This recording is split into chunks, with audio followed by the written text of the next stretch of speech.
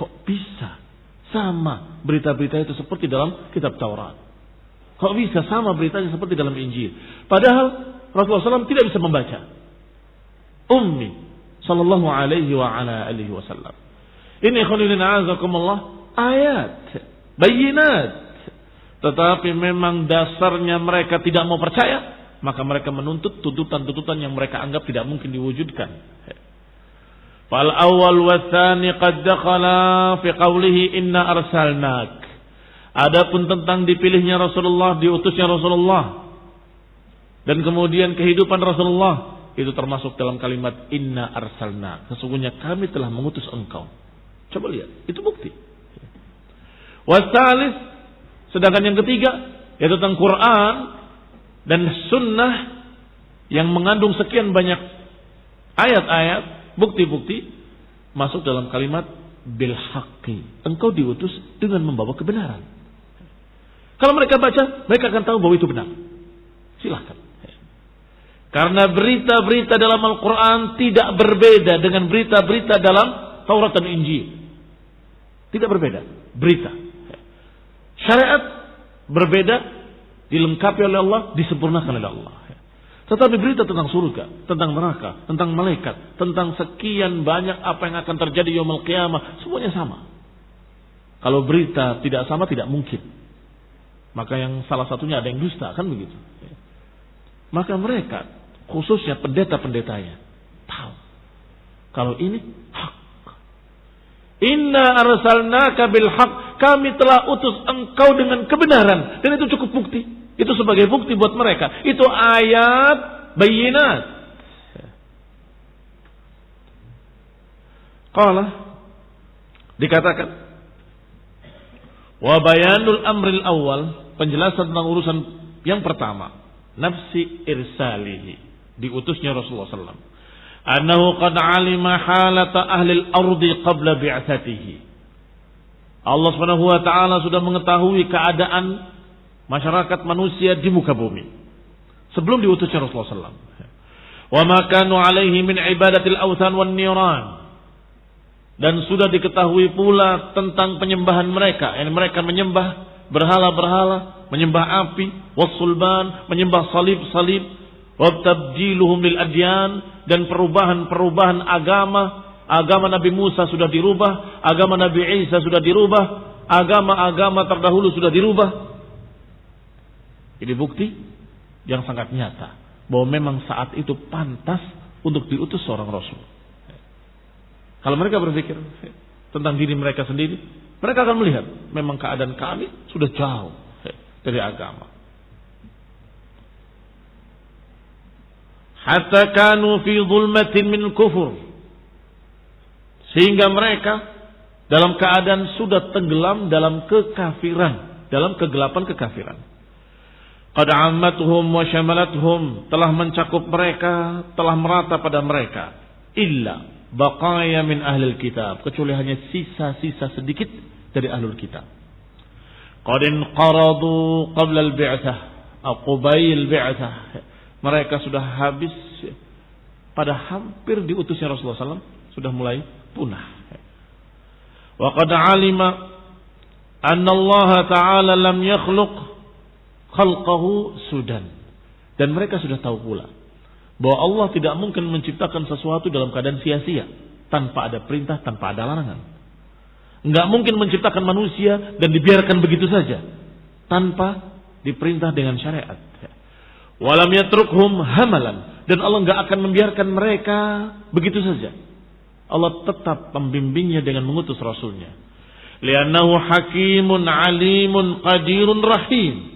Karena Allah Subhanahu wa taala Maha memiliki hikmah, lagi Maha mengetahui, dan Maha kuasa, Maha bisa, dan Maha penyayang. Maka sangat pantas diutus seorang Rasul di saat-saat tersebut.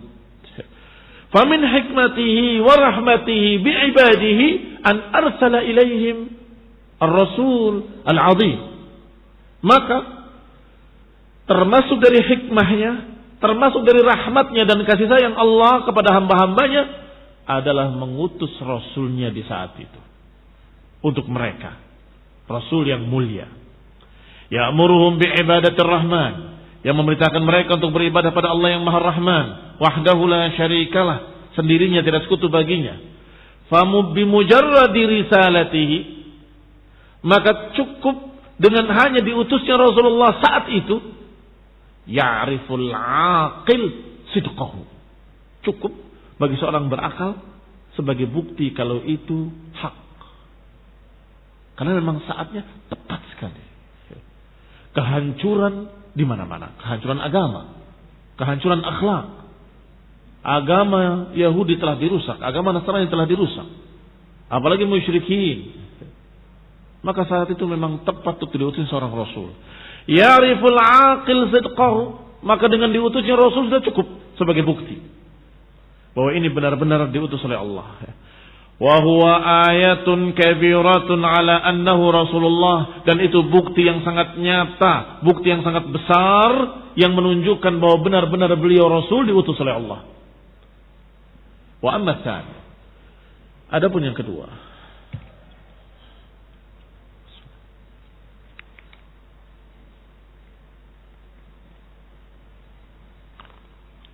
faman 'arafa an-nabiyya sallallahu alaihi wa ala alihi wasallam ma'rifatan tammah, siapa yang mengenali Rasulullah sallam dengan pengetahuan yang sempurna, mengenalinya dengan pengenalan yang sempurna, arafa siratahu, akan tahu bagaimana keadaan hidupnya, wa hadiyahu, bagaimana bimbingan beliau, bagaimana perangai beliau, bagaimana akhlak beliau, bagaimana amanah beliau, bagaimana kejujuran beliau min qabli bi'tsatihi, sebelum diutusnya.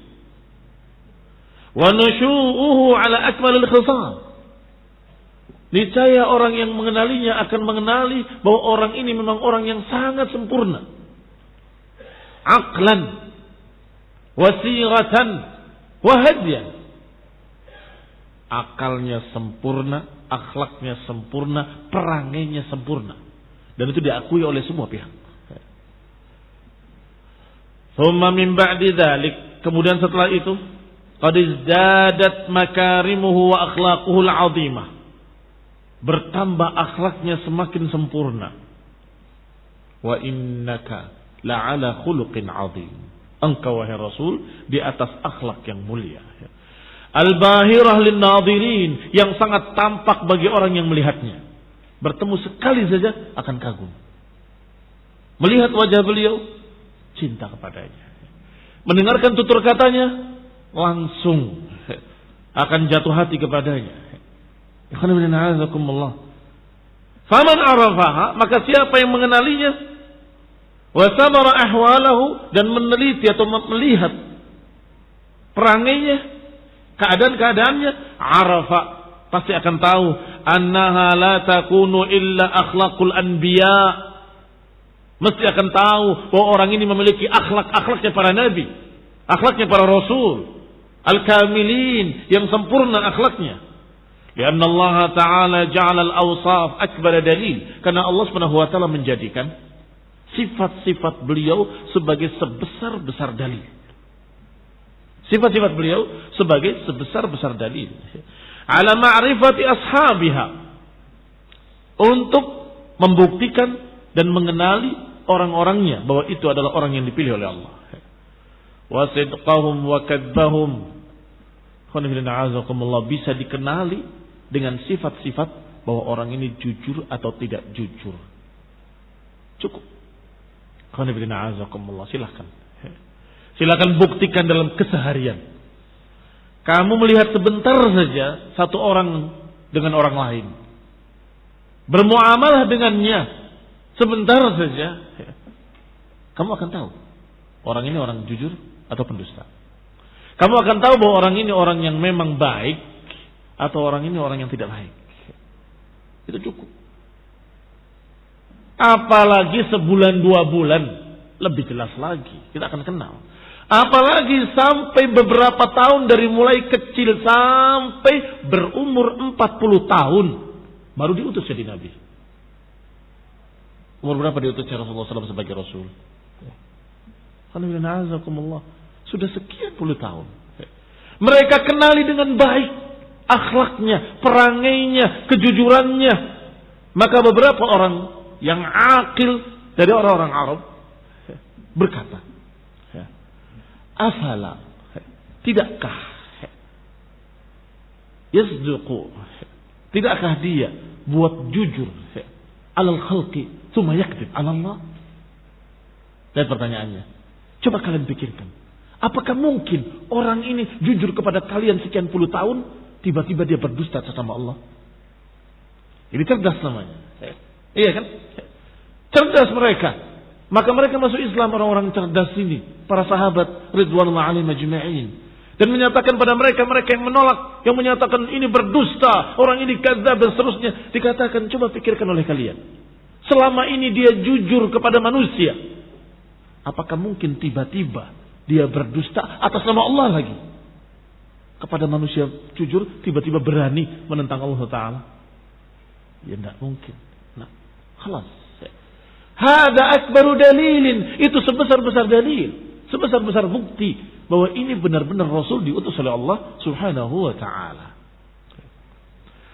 Allah jadikan akbaru dalil adalah sifat-sifatnya, sifat-sifat Rasulullah SAW. Amma tsalits, adapun yang ketiga, fahuwa ma'rifatu ma ja'a bihi, mengenali apa yang dibawa. Apa yang dibawa oleh Rasulullah SAW? Al-Quran, syariat, minasyar'il azim, syariat yang mulia, syariat yang sempurna. Al-mustamil alal ikhbarat, yang ayat-ayat ini mengandung berita-berita, yang ternyata berita itu sadiqah, berita itu jujur. Berita tentang 'alaiha 19 dan penjaganya 19. Kata Yahudi, nyontek dari mana dia kok benar? Padahal tidak membaca. Itu cukup bukti. Kalau itu dari Allah Subhanahu wa ta'ala. Ketika memberitakan berita ini, berita itu, semuanya persis. Dari mana dia tahu? Itu juga bukti. Dan bahkan apa yang belum terjadi, sayasla naran dzata lahab, dia akan masuk neraka dzata lahab, belum terjadi. Artinya Abu Lahab akan masuk neraka. Maknanya Abu Lahab gak akan masuk Islam. Iya Pak ya. Bagaimana kalau ternyata masuk Islam? Dihapus Qur'annya, salah. Ternyata dia masuk Islam. Ayatnya dihapus, diganti. Itu kalau pikiran manusia. Tetapi kalau dari Allah wahyun yuha, maka pasti. Kalau sudah dikatakan sayasla naran dzata lahab, maka dia pasti akan masuk neraka dzata lahab. Pasti. Buktinya dia sampai matinya tidak masuk Islam. Dan masih banyak lagi bukti-bukti yang seperti itu. Apalagi perkara-perkara yang kaitannya dengan alam semesta, yang mereka belum tahu, Rasulullah SAW sudah tahu. Tidak mungkin. Pasti diberitahu oleh Allah Subhanahu wa ta'ala. Kan begitu. Tentang lautan, yang dua lautan tidak bertemu, bainahuma barzakhun la yabghiyan.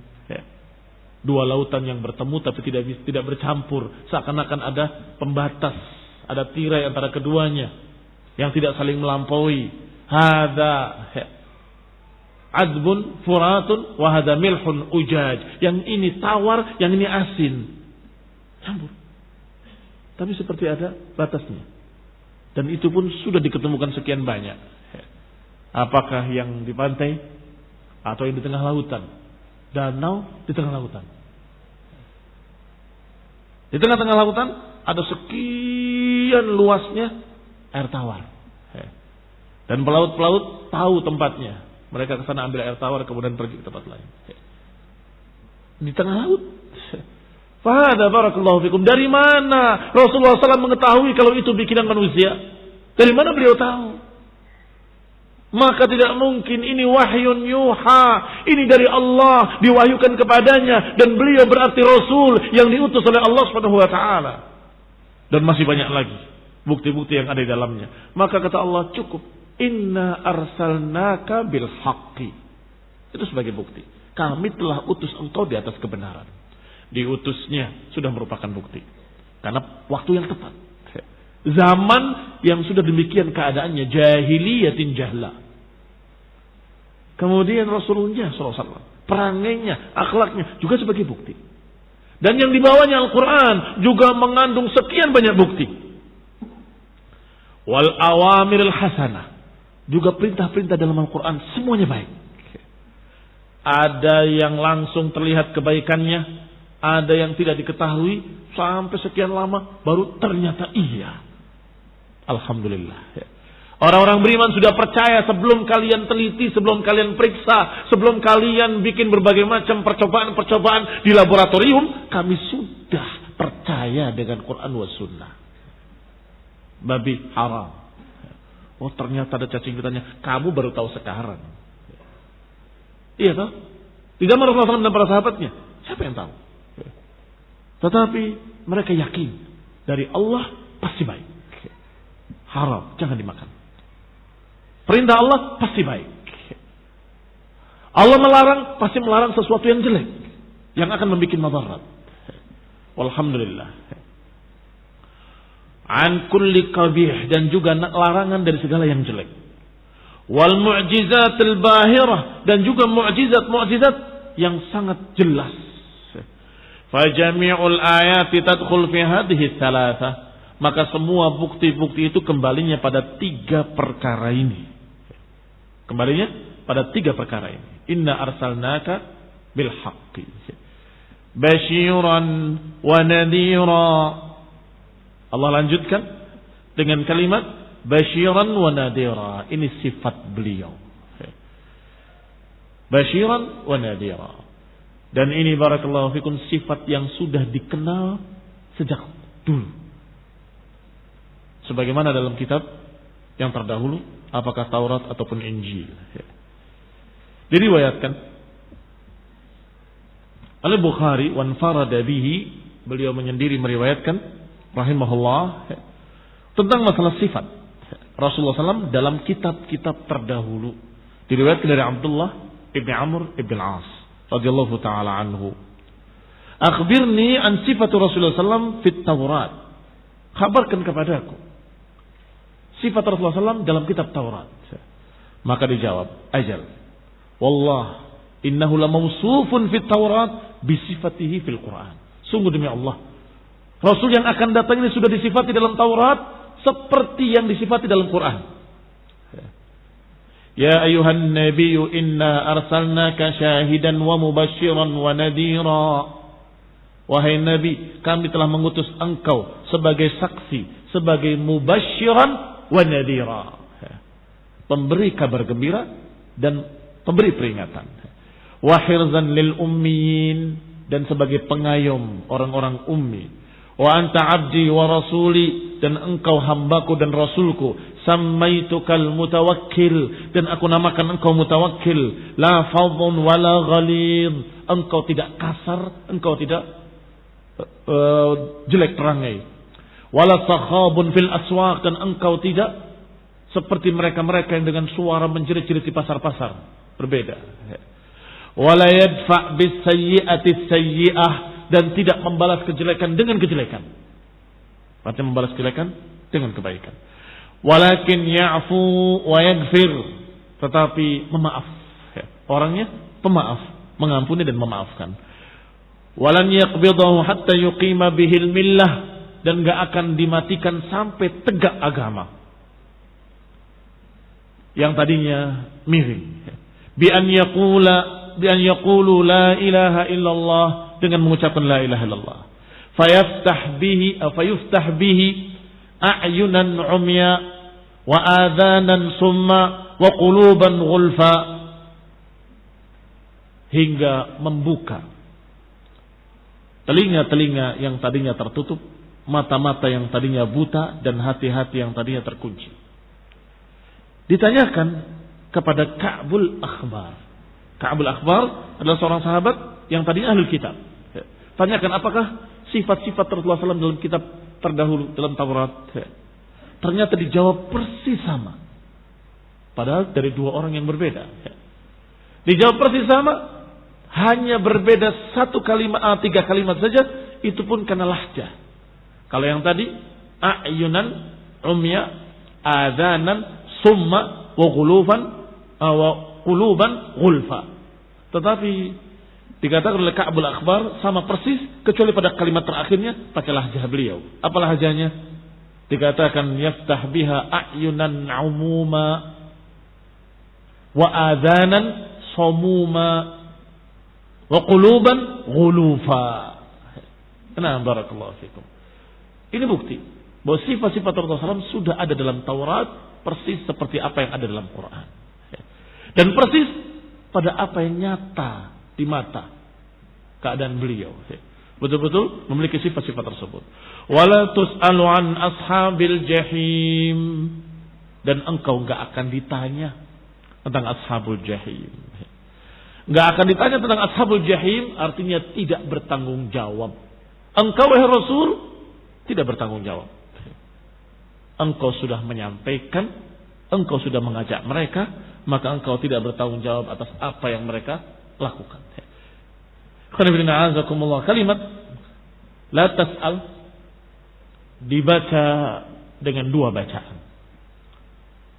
Bacaan yang masyhur dan yang terbanyak dari riwayat-riwayat yang sahih adalah wala tus'alu, didommahkan. Dan itu bacaan Ubay bin Ka'ab, juga bacaan Abdullah bin Mas'ud dan lain-lainnya radhiyallahu taala anhum wa rahimahumullah, yang maknanya adalah bahwa engkau tidak akan ditanya tentang orang-orang kafir. Artinya engkau tidak bertanggung jawab. Dan ini sama dengan ayat Allah, wa ma 'alaika illal balaghul mubin. Tidak ada kewajiban atasmu kecuali penyampaian. Kalau sudah menyampaikan sudah. Yang mereka kafir, engkau enggak akan ditanya tentang mereka. Atau ayat lain, fa inna ma 'alaikal balaghu wa 'alainal hisab.